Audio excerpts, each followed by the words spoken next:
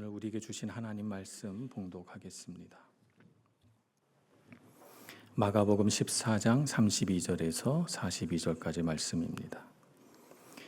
그들이 겟세마네라 하는 곳에 이르매 예수께서 제자들에게 이르시되 내가 기도할 동안에 너희는 여기 앉아 있으라 하시고 베드로와 야고보와 요한을 데리고 가실새 심히 놀라시며 슬퍼하사 말씀하시되 내 마음이 심히 고민하여 죽게 되었으니 너희는 여기 머물러 깨어 있으라 하시고 조금 나아가서 땅에 엎드려 될 수 있는 대로 이때가 자기에게서 지나가기를 구하여 이르시되 아빠 아버지여 아버지께는 모든 것이 가능하오니 이 잔을 내게서 옮기시옵소서. 그러나 나의 원대로 마시옵고 아버지의 원대로 하옵소서 하시고 돌아오사 제자들이 자는 것을 보시고 베드로에게 말씀하시되 시몬아 자느냐 내가 1시간도 깨어 있을 수 없더냐. 시험에 들지 않게 깨어 있어 기도하라. 마음에는 원이로되 육신이 약하도다 하시고 다시 나아가 동일한 말씀으로 기도하시고 다시 오사 보신즉 그들이 자니 이는 그들의 눈이 심히 피곤함이라. 그들이 예수께 무엇으로 대답할 줄을 알지 못하더라. 세 번째 오사 그들에게 이르시되 이제는 자고 쉬라. 그만 되었다. 때가 왔도다. 보라 인자가 죄인의 손에 팔리느니라. 일어나라 함께 가자. 보라 나를 파는 자가 가까이 왔느니라. 아멘. 겟세마네 동산에 예수님과 제자들이 도착했습니다. 마지막 만찬을 예루살렘 성 안에 이른바 마가의 다락방이라고 하는 곳에서 나누시고 기드론 골짜기를 건너서 이제 겟세마네 동산에 도착하셨죠. 이곳에 왜 왔을까요? 기도하러 오셨습니다. 그래서 예수님은 제자들을 한 곳에 모아 놓으시고 이제 기도하라 이렇게 말씀하시고 예수님은 베드로와 야고보와 요한 이 세 명의 제자들을 데리시고 또 특별히 다른 한 곳을 정해서 기도하러 가시죠. 예수님께서 공생애를 시작하실 때 광야에서 40일 기도하시면서 공생애를 시작하셨습니다.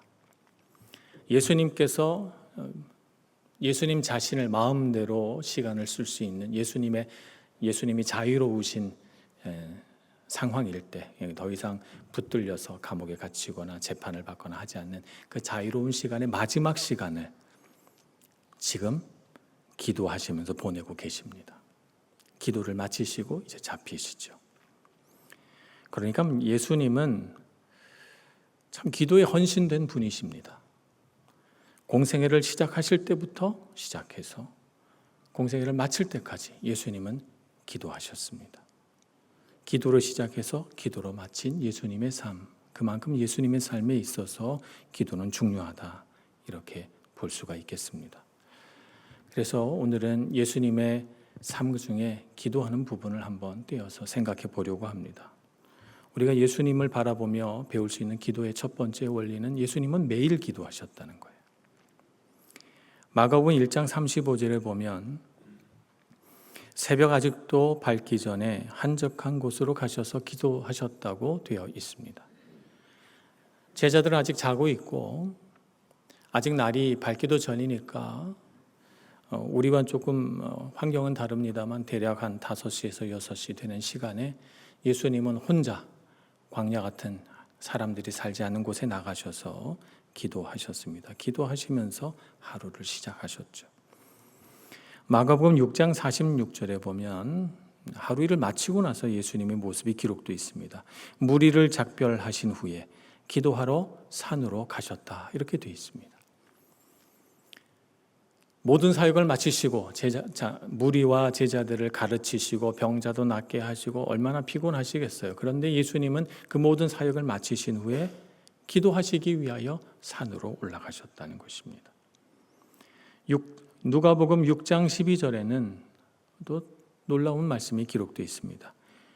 예수께서 기도하시러 산에 가사 밤이 새도록 하나님께 기도하시고 라고 되어 있죠. 예수님은 그냥 일상적으로 기도하셨을 뿐만 아니라 예수님이 힘을 다하여 기도하신 분이십니다. 밤이 새도록 기도하셨습니다. 우리는 예수님이 하나님의 능력의 통로이심을 믿습니다. 하나님은 하나님의 능력을 어떻게 나타내시는가 하면 그 아들 예수 그리스도의 삶을 통해서 하나님의 능력을 드러내셨습니다. 그래서 그분의 말씀 가운데 하나님의 뜻을 계시하시고 그분이 하신 일들 속에서 하나님이 하실 일들을 보여주시고 그분 안에 있는 생명으로 우리의 삶에 생명이 주어짐을 알게 하셔서 하나님은 예수 그리스도라고 하는 통로를 사용하셔서 하나님의 능력을 나타내셨습니다. 그래서 예수님은 하나님의 능력의 통로로 쓰임받기 위해서 매일 하나님을 찾아 기도하시고 하나님의 뜻이 예수님의 삶에 온전히 이루어지기를 날마다 기도하셨던 것입니다. 능력의 통로로 쓰임받기 위해서 말입니다. 그래서 예수님께서는 제자들이 기도를 가르쳐 주옵소서 부탁하셨을 때에 이렇게 가르치십니다. 아버지 이름이 거룩히 여김을 받으시고 아버지의 나라가 오게 하시며 아버지의 뜻이 하늘에서와 같이 땅에서도 이루어지게 하소서라고 기도하라고 했어요. 예수님에게 있어서 가장 중요한 기도는 무엇입니까? 하나님이 높임 받으시고 하나님의 나라가 내 마음에 내 삶 가운데 이 세상에 오는 것이며 하나님의 나라가 온다는 것은 어떤 의미인가? 하나님의 뜻이 하늘에서 이루어진 것처럼 내가 사는 이 땅에도 하나님의 뜻이 이루어지기를 바라는 마음이 예수님의 기도의 가장 중요한 존재였던 것입니다. 그래서 날마다 아침에 일어나셔서 오늘 살아갈 하루를 바라보며 하나님의 뜻이 이루어지게 해주소서. 하루의 모든 일과를 마치시고 하나님 앞에 나아가 하나님의 나라가 얼마나 이루어졌는지 보시옵소서. 계속해서 이러한 하나님의 나라가 이루어지는 삶이 되도록 이끌어 주소서. 주님 앞에 기도하고 또 기도하며 사셨던 것입니다. 그래서 우리를 향하여 기도할 때도 우리를 향하여 말씀하시며 가르치실 때도 어떻게 가르치셨는가 하면 너희는 먼저 그의 나라와 그의 의를 구하고 라고 가르치셨습니다. 우리가 주님 앞에 나와 기도하는 제목을 들으니 먹고 사는 문제, 인생의 근심, 이런저런 세상의 상처, 우리가 바라고 소원하는 것, 내 마음속 욕망들을 가지고 기도하니까 그런 것도 중요하지만 그런 것도 우리 삶에 꼭 필요한 것이지만 그러나 순서가 있는데 먼저 우리가 구해야 될 것은 하나님의 나라와 그분의 뜻과 그분의 의를 구해야 되는 것 아니냐. 그것이 이루어지면 그 나머지 것들은 우리가 무엇을 먹을까, 무엇을 마실까, 무엇을 입을까 하는 우리 이생의 모든 문제들은 하나님께서 우리에게 필요하신 줄 알고 당연히 채워주신다라고 우리에게 말씀하셨습니다. 주님께서는 매일 기도하셨기 때문에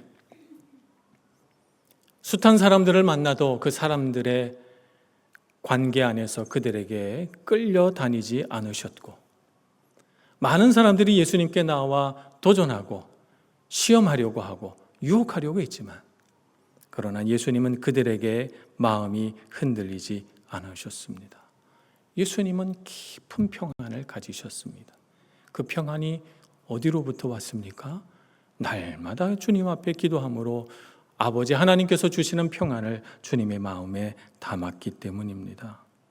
세상의 가치보다 하나님께서 맡기신 사명이 더 중요했기 때문에 하나님께서 이 땅에 보내신 이유를 잊지 않고 그 고난의 짐을 다 지고 오늘 겟세마네 동산까지 오신 것입니다.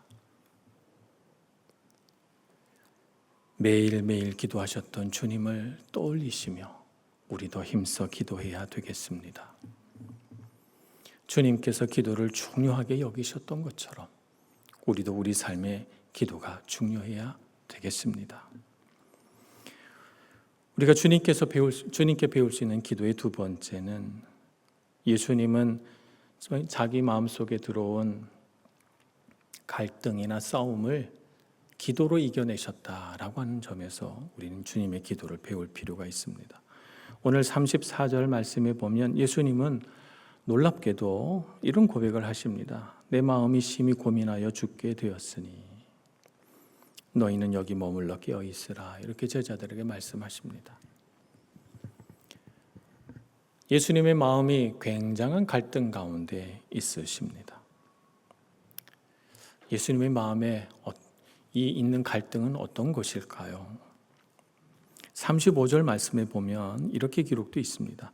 조금 나아가사 땅에 엎드려 될 수 있는 대로 이때가 자기에게서 지나가기를 구하여, 이렇게 되어 있습니다.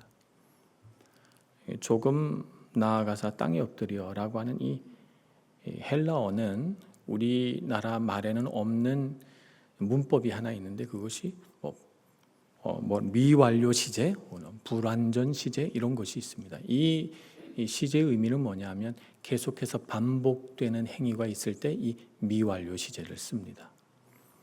그러니까 예수님의 말씀을, 이 시제를 조금 느낌을 살려서 표현하자면, 조금 나아가사 땅에 엎드려 기도하시다, 또 일어나 조금 걸어가시다, 또 주저앉아 기도하시고, 이렇게 하셨다는 거예요. 몇 번이나 이걸 반복하시면서 일어나셨다가 주저앉으셨다가 일어나셨다가 엎드리셨다가, 그렇게 주님께서 정말 애달게 기도하고 있는 모습을 보게 됩니다.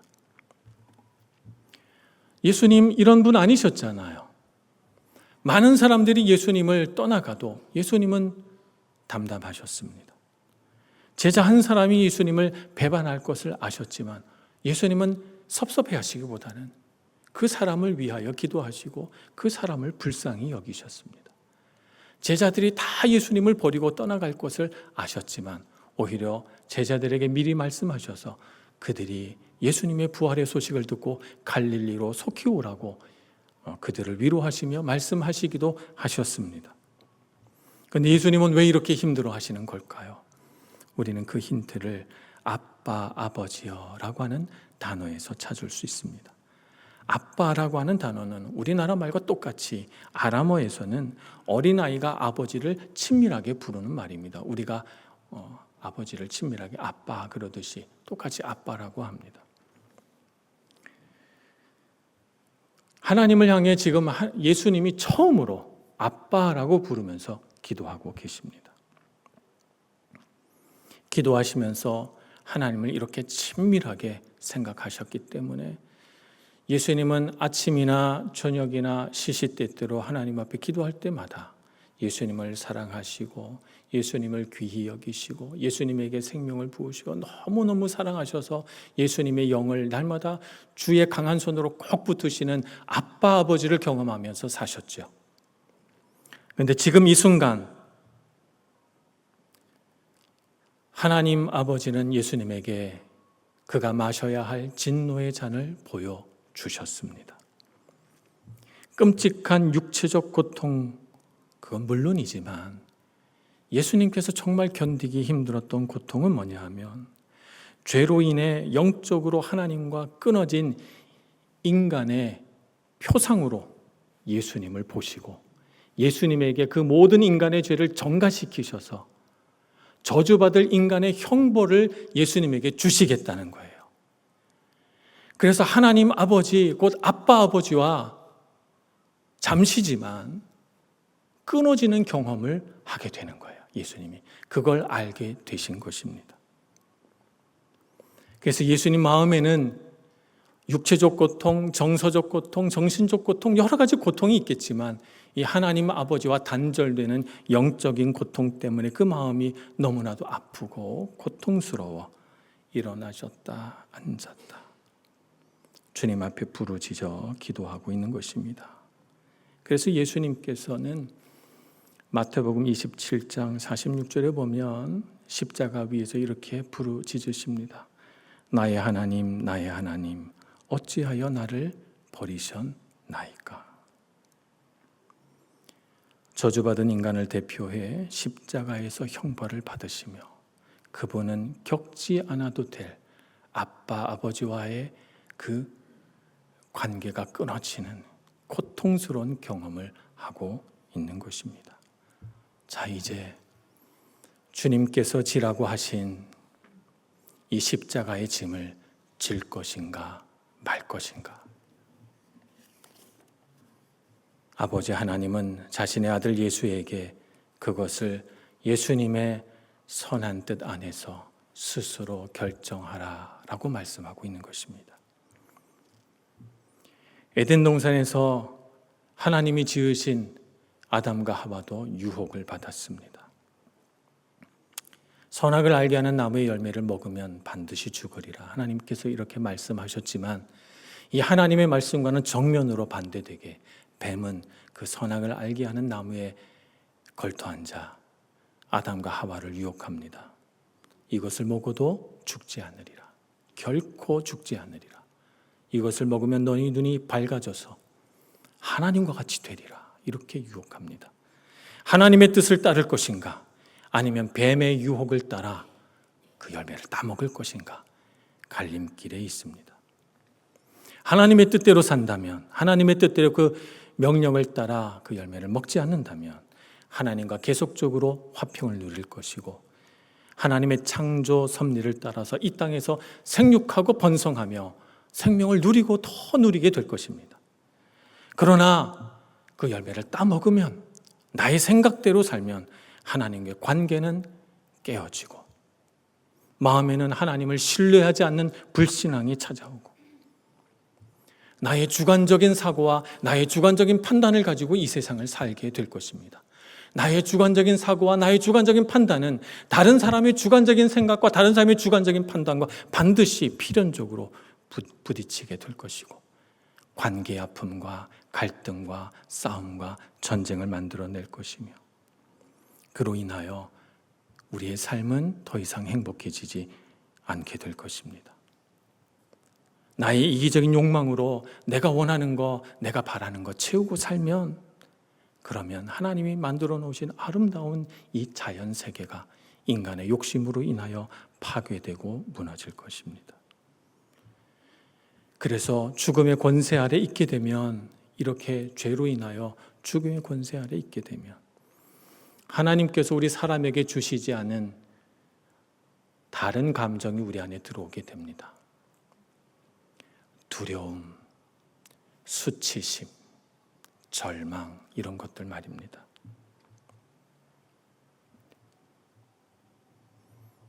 겟세마네 동산에서 또 사단은 예수님께 다가와 유혹합니다. 인간의 죄를 전가받고 사람 대신 죄의 형벌을 받을 것인가? 그렇게 하지 않아도 되지 않느냐라고 예수님에게 말하고 있는 것이죠. 하나님의 뜻대로 살면, 하나님의 뜻대로 선택하면 죄와 죽음의 권세가 물리쳐지고 하나님이 사랑하시는 귀한 사람들, 하나님의 자녀들이 하나님과 화평을 누리게 됩니다. 그러나 그리스도는 고통과 괴로움을 받아야 되죠. 그러나 예수님이 사탄의 유혹을 따라 간다면 고통과 형벌은 면할지 몰라도 인류는 죄 속에서 절망한 삶을 계속 살아갈 것이고, 예수 그리스도를 땅에 보내신 하나님의 뜻은 좌절되고 말 것입니다. 어떻게 할 것인가? 주님은 하나님 앞에 기도하며 나아갑니다. 예수님께서 싸우신 곳은 십자가 위에서가 아닙니다. 예수님께서 싸우신 곳은 바로 겟세마네 동산입니다. 십자가 위에서는 예수님은 승리하셨죠. 우리가 오해하면 안 됩니다. 예수님이 가장 치열하게 싸우신 곳은 겟세마네 동산이셨습니다. 그곳에서 하나님께 기도하여 하나님의 뜻대로 살아가는 삶을 선택하신 것이죠. 승리하신 것입니다. 기도가 승리하게 합니다. 기도하는 자만이 승리할 수 있습니다. 겟세마네 동산이 에덴 동산과 다른 점은, 아담은 바로 그 유혹의 순간에 하나님의 뜻대로 살 것인가 내 생각대로 살 것인가 라고 하는 이 갈림길에서 하나님을 찾지 않았지만, 예수님은 그 갈림길에서 하나님을 찾고 주님 앞에 엎드려 땀방울이 핏방울이 되도록 기도하셨다는 것입니다. 기도가 승리합니다. 예수님은 기도로 이기셨습니다. 오늘 우리는 어떤 삶을 살아가고 있습니까? 예수님께서 오늘 제자들을 데리고 겟세마네 동산으로 가셨습니다. 기도하는 그 장소에 특별히 나와 함께 깨어있자, 기도하자 이렇게 부탁하셨습니다. 그렇게 하신 이유는 무엇입니까? 예수님께 나와 기도하는 법을 배우고 그 치열한 전쟁터, 하나님 뜻대로 살 것인가 아닌가의 갈림길에서 기도하여 승리하라고 승리하신 예수님의 모습을 보여주고 계신 것입니다. 그래서 예수님이 매일매일 기도하셨지만 성경의 어떤 구절에도 예수님이 기도하신 내용이 등장하지는 않지만 오늘 겟세마네 동산에서는 예수님께서 무엇을 놓고 기도하셨는지 그 기도의 내용을 적고 있는 것입니다. 기도해야 되겠습니다. 매일매일 기도해야 되겠습니다. 주님께서 우리를 향하여 이렇게 말씀하셨습니다. 마음에는 원이로되 육신이 약하도다. 우리가 약한 것을 알고 계십니다. 우리가 약하기 때문에 하나님 뜻대로 살아야지라고 생각하면서도 내 일상에 부딪혀오는 여러 가지 일들 속에서 종종 우리 마음속 중심이 흔들리고 그렇게 해야지 결심했다가도 상황이 바뀌면 그것과는 다른 선택을 하곤 하는 우리의 연약함을 아시기 때문에 우리에게 기도하라 말씀하신 것입니다. 기도해야 됩니다. 매일 기도하고 시시때때로 기도하고 아침 저녁으로 기도해야 됩니다. 예수 그리스도의 보혈의 공로로 의롭다 하심을 받은 우리는 예수님과 같이 하나님의 능력의 통로입니다. 우리도 주님의 능력의 통로로 이 땅에 부르심 받았습니다. 우리가 하나님의 능력의 통로로 쓰임 받기 위해서는 우리도 예수님처럼 기도해야 됩니다. 우리가 예수님처럼 매일 기도한다면 우리 삶 가운데 하나님의 뜻이 이루어지고 우리 삶 가운데 평안이 찾아오고 우리에게 베푸시는 하나님의 능력과 은혜를 경험해서 복을 누리게 될 것입니다. 이렇게 좋은데 왜 기도하지 않겠습니까? 여러분, 기도합시다. 특별히 우리가 더 기도해야 될 순간은 하나님의 뜻과 나의 생각이 부딪힐 때 우리는 더욱 힘써 기도해야 됩니다.